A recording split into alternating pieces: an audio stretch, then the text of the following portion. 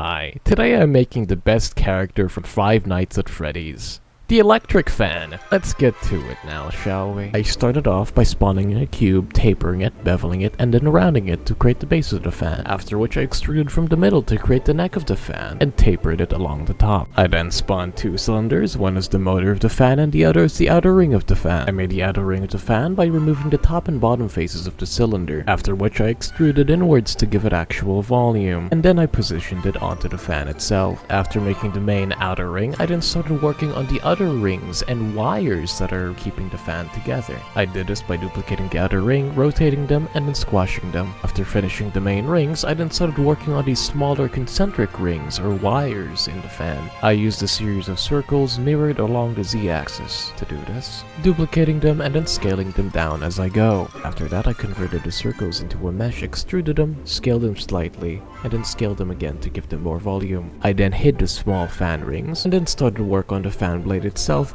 by mirroring along both the X and Y axis and then working on one fan blade and thus making all the others. I started off using a plane, tapering it, and then using subdivision surface to make it smoother.